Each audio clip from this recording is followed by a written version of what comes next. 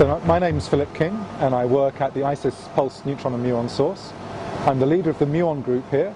I also look after the ICIS user program, but it's about muons, I guess, today. So it's a very good question. What is a muon? And muons are slightly odd because they're not part of the normal stuff of matter around us. Neutrons, you chip them out of atoms because they're found in the atomic nucleus. But muons aren't, and that means that we have to make them specially. So we make them by firing a proton beam at a target, and out of the collision you get muons. But what are muons? Well, normally an atom is made of protons and neutrons with electrons going around it. And muons can be thought of as heavy versions of the electron.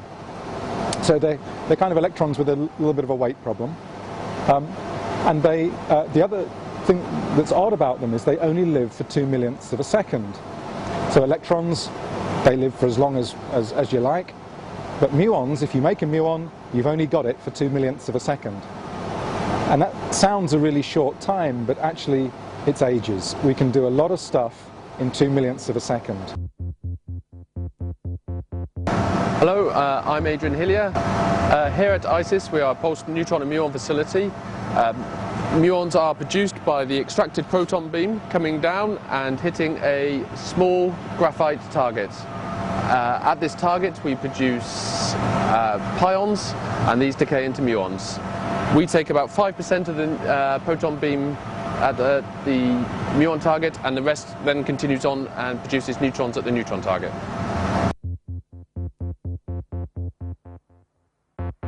So we make our muons and we fire them into some lump of stuff that we want to study.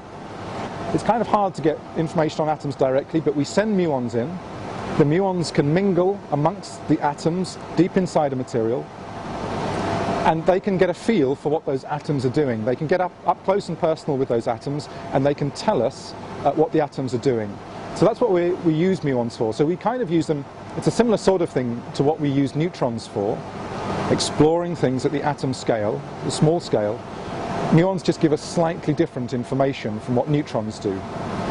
So many people will use both neutrons and muons in their studies on the same samples to get slightly different information about what the atoms and the molecules are doing. So what is it that we can actually study using muons? Well, quite a wide range of materials. Muons are very good at looking at magnetism, so materials that have unusual magnetic properties.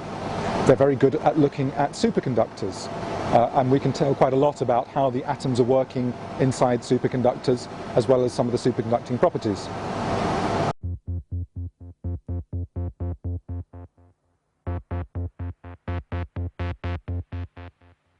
I wanna be just like